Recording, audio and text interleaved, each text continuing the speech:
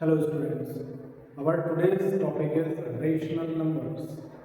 तो rational numbers के बारे में जानने से पहले जान लेते हैं कुछ दूसरे नंबर्स के बारे में जो हमने लास्ट क्लासेस में पढ़े। हमने अभी तक पढ़े हैं natural numbers, whole numbers and integers. तो जब हम होल नंबर्स, नेचुरल नंबर्स और इंटीजर्स के बारे में अच्छे से जानकारी रख लेंगे तो उसके बाद हमें पढ़ने को मिलेगा रेशनल नंबर्स। तो क्विक रिवीजन कर लेते हैं पुराने नंबर्स पर। Natural numbers, the counting numbers are called natural numbers. तो नेचुरल नंबर्स के हमारे 1 2 3 4 5 6 7 8 9 10 एंड सो ऑन। तो ये सब नेचुरल नंबर्स थे हमारे। इन नेचुरल नंबर्स के साथ जब हमने जीरो को इंक्लूड किया तो यही नेचुरल नंबर्स और जीरो इंक्लूड होने के बाद जो कलेक्शन मिला उसी को हमने कहा होल नंबर्स।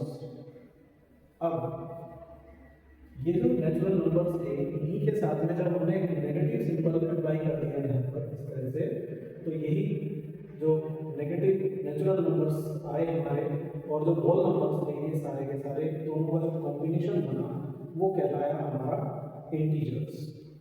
तो इंटीजर्स के बाद अब हमारे पास नए नंबर्स आते हैं रेशनल नंबर्स। तो रेशनल नंबर्स क्या है? The numbers which can be written in the form 3/q where q is not equals to 0। ये एक नेसेसरी कंडीशन है कि जो q है वो 0 नहीं होना चाहिए, यानी जो डिनोमिनेटर है वो 0 नहीं होना चाहिए।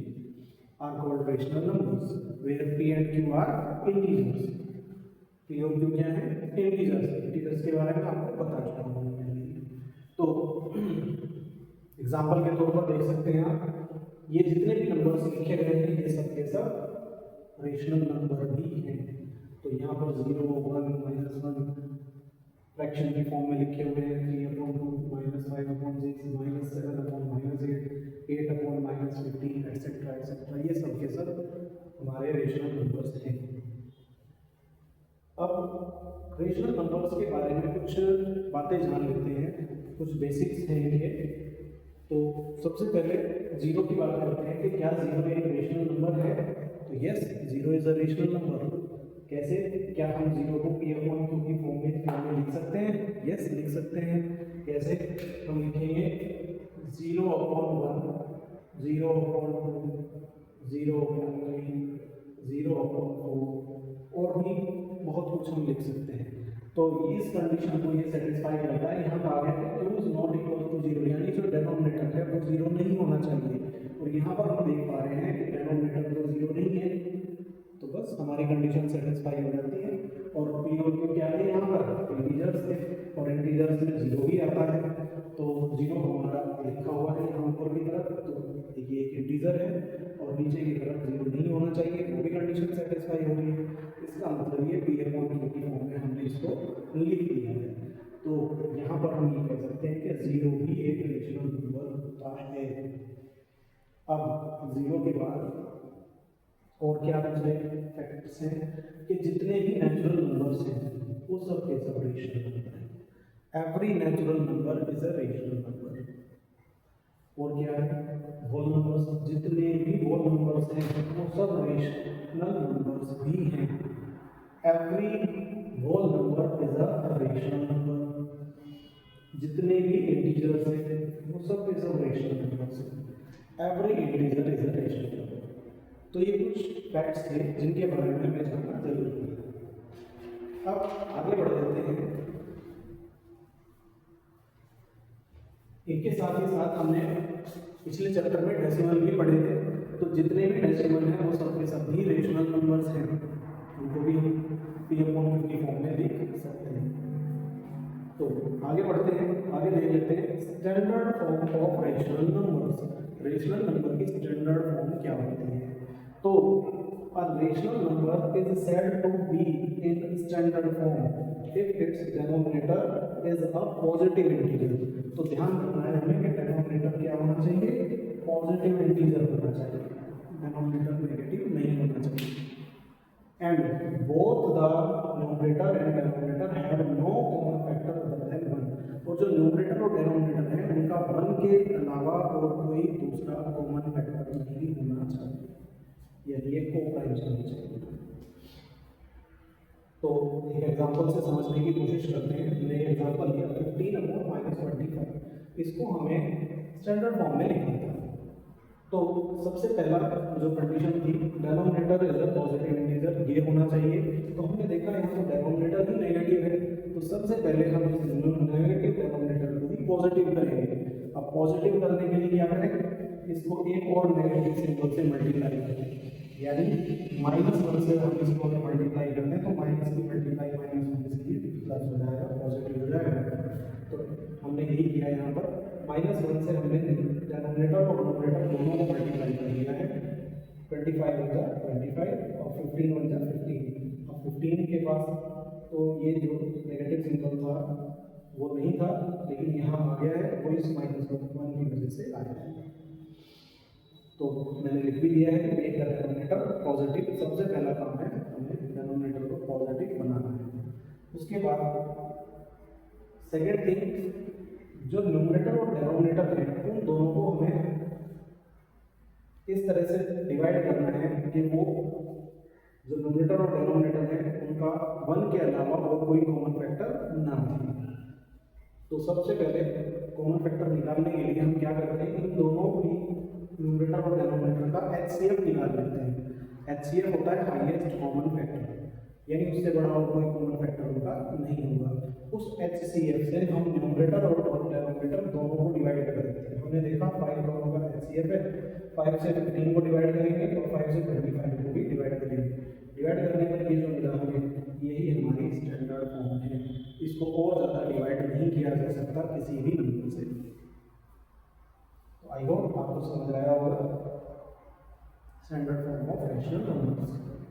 अब नेक्स्ट है हमारा equivalent rational numbers. Equivalent rational numbers निकालने के लिए क्या करना होता है हमें, to obtain equivalent rational number we should multiply और divide both the numerator and the denominator by the same number। Same number से न्यूमरेटर और डेनोमिनेटर दोनों को या तो मल्टीप्लाई किया जाए या डिवाइड किया जाए, तब हमें मिलता है इक्विवेलेंट रेशनल नंबर। तो मैंने एग्जांपल भी दिखाया था यहाँ पर, हमने लिख दिया -12/15, इसको मैंने डिवाइड करके भी दिखाया है और मल्टीप्लाई करके भी दिखाया है। दोनों ही कंडीशन में हमें जो मिलते हैं वो ही हमारे रेशनल इक्विवेलेंट रेशनल नंबर्स होंगे। तो सबसे पहले डिवाइड करके देख लेते हैं। 12 और 15 को मैंने 3 से डिवाइड किया है, न्यूमरेटर डेनोमिनेटर को 3 से डिवाइड करने पर हमें मिला -4/5। सो -4/5 जो है हमारा इक्विवेलेंट रेशनल नंबर है। ये इक्विवेलेंट किसका है, इसका। -12/15 का इक्विवेलेंट रेशनल नंबर है -4/5। अब ये तो डिवाइड करके था, मल्टीप्लाई करके भी देख लेते हैं। -12/15 को जब हमने 2 से मल्टीप्लाई किया ऊपर नीचे, तो हमने देखा ये मिला हमें -24/30। तो -24/30 -12/15 का एक इक्विवेलेंट रेशनल नंबर है। तो इक्विवेलेंट रेशनल नंबर्स हमें मल्टीप्लाई करके या डिवाइड करके दोनों ही तरीके से मिल सकते हैं। अब देखते हैं कि कंपैरिजन किस तरह के करते हैं हम रेशनल नंबर्स में। सो कंपैरिजन ऑफ रेशनल नंबर्स, इसमें हमने 3 केसेस बनाए हैं यहाँ पर, तो इसी के अकॉर्डिंग हम पढ़ेंगे।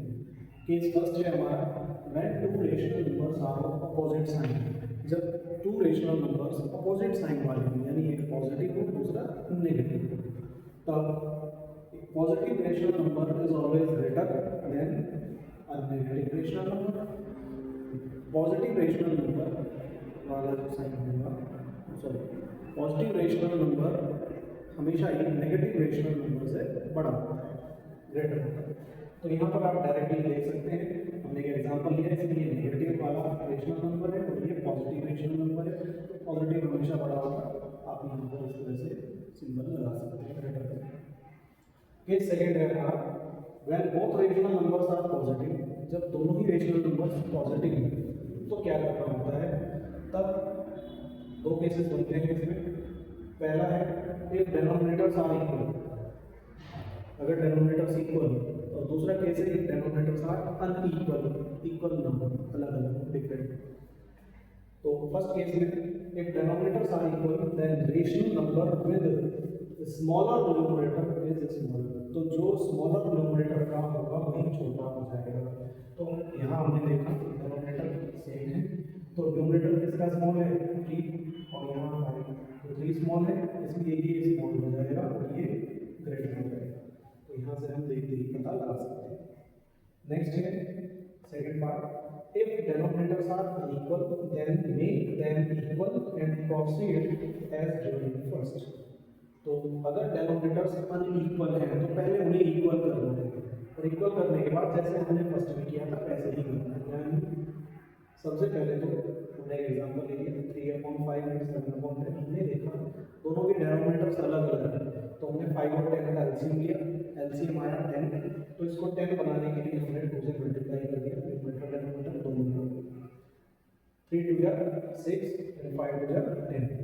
अब हमने फर्स्ट पार्ट पर पहुंच जाना है। फर्स्ट पार्ट हमारा कहता है कि डेनोमिनेटर्स इक्वल है देन जिसका न्यूमरेटर छोटा होगा वही नंबर छोटा होगा। तो यहाँ डेनोमिनेटर 6 छोटा है 7 बड़ा है, तो 6 वाला जो है पार्ट फ्रैक्शन ये छोटा हो जाएगा, यानी कि स्टार्टिंग वाला जो था 3/5 ये स्मॉलर है और ये ग्रेटर है। और थर्ड केस में when both the rational numbers are negative, अगर दोनों ही नेगेटिव हो जाए तब क्या करेंगे, then first make the denominators positive, पहला काम हमारा है डेनोमिनेटर्स को पॉजिटिव करना, and then make them equal, और फिर डेनोमिनेटर्स को इक्वल बना देना है जिस तरह से हमने यहाँ किया था। जो अनइक्वल थे डेनोमिनेटर्स, फिर यही वाला प्रोसेस शुरू करेंगे उनको इक्वल बनाने के लिए। उसके बाद सेकेंड में the number with greater numerator is greater, जिसका न्यूमरेटर बड़ा होगा वही नंबर बड़ा हो जाएगा।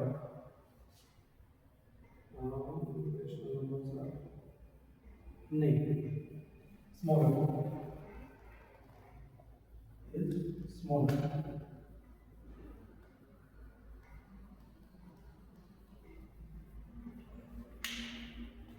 जिसका न्यूमरेटर बड़ा होगा वो नंबर छोटा होगा, क्योंकि ये नेगेटिव है, नेगेटिव में हमेशा अपोजिट होता है, नेगेटिव में जो छोटा नंबर होता है वही हमेशा बड़ा होता है और बड़ा नंबर छोटा होता है। तो यहाँ पर 7/-15 और -5/21 में हमने देखा कि इनके डेनोमिनेटर्स, यहाँ पर डेनोमिनेटर नेगेटिव है तो सबसे पहले हमने इसको पॉजिटिव बनाया, -7 से ऊपर नीचे मल्टीप्लाई करके। अब ये पॉजिटिव हो चुके हैं तो हम आगे बढ़ते हैं। यहाँ पर अब हमारा काम है इन डेनोमिनेटर्स को इक्वल करना। इक्वल करने के लिए डेनोमिनेटर 15 और 21 है, इनके हमने एलसीएम निकाला, एलसीएम आया 105। तो 105 बनाने के लिए इसको हमने 7 से मल्टीप्लाई कर दिया है और यहाँ पर 5 से मल्टीप्लाई करेंगे, ये आ गया हमारा -49/105 एंड -75/105। अब इनमें दोनों में हमने कहा था कि जिसका भी the number with greater numerator is smaller, जिसका न्यूमरेटर बड़ा होगा वो छोटा हो जाएगा।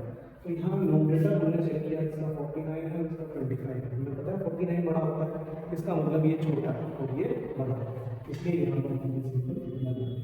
और ये कौन किसकी जगह लिखा था हमने, -7/15 की जगह 7/-15 छोटा हो जाएगा और ये बड़ा हो जाएगा।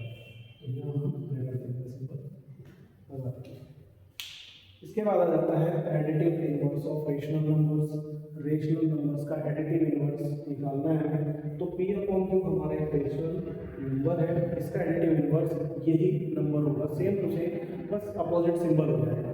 हमने एडिटिव इनवर्स के बारे में पिछले चैप्टर्स में पढ़ा है। तो नेगेटिव हो जाएगा, नंबर सेम रहेगा। एग्जाम्पल भी दिया गया है, 3/5 अगर लें तो इसका एडिटिव इनवर्स -3/5 हो जाएगा। अब बात करते हैं मल्टीप्लिकेटिव इनवर्स की। मल्टीप्लिकेटिव इनवर्स को रेसिप्रोकल के नाम से भी जाना जाता है, इसका दूसरा नाम रेसिप्रोकल। तो multiplicative inverse of rational numbers, rational number है हमारे पास P/Q, इसका रेसिप्रोकल हो जाएगा Q/Q, न्यूमरेटर डेनोमिनेटर में और डेनोमिनेटर न्यूमरेटर में कन्वर्ट हो जाएगा। इसी तरह के एग्जांपल भी लेके दिखाएंगे, 7/8 का हो जाएगा 8/7, और अगर नेगेटिव है तो नेगेटिव वाला सिंबल वही रहेगा नंबर के साथ। अब हमने इसके बारे में भी पीछे पढ़ा है मल्टीप्लिकेटिव इनवर्स के या रेसिप्रोकल के बारे में। तो रेसिप्रोकल में जो दोनों नंबर्स हैं तो एक दूसरे के रेसिप्रोकल होते हैं, तो इनको जब भी हम मल्टीप्लाई मल्टीप्लाई करते हैं तो हमेशा हमें 1 मिलता है।